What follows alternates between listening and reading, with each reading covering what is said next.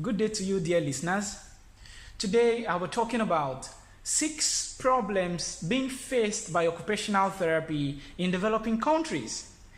And I'll be very fast about this because in the next series after this, I'll be explaining each of them one after the other. So what are these 6 problems? The first one is industrialization.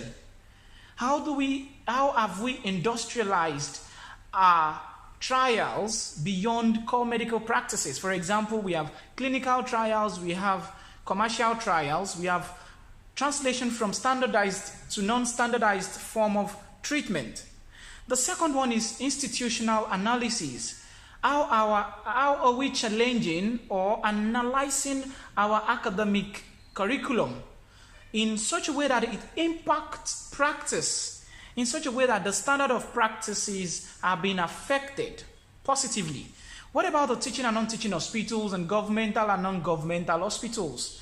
What organizations rather? How are we analyzing the services they offer in such a way that it influences occupational therapy in general in developing countries?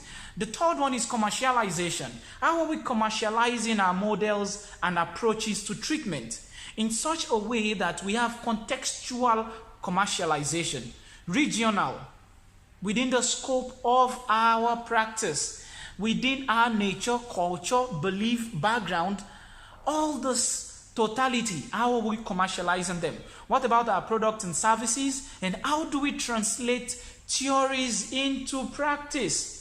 This is a very important concept that I will also be explaining in the next series. The fourth one is branding.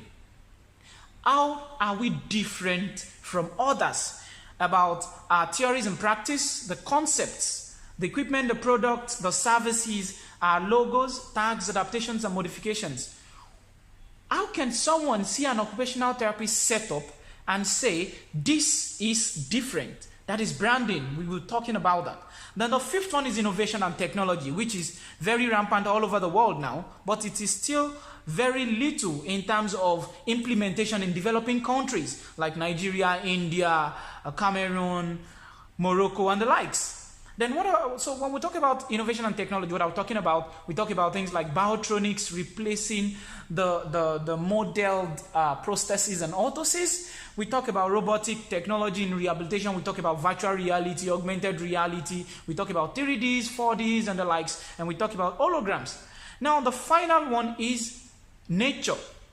How are we incorporating nature into our practices?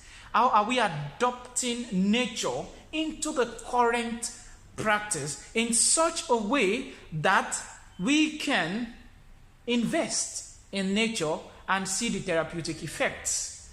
Thank you so much for listening and have a wonderful day ahead.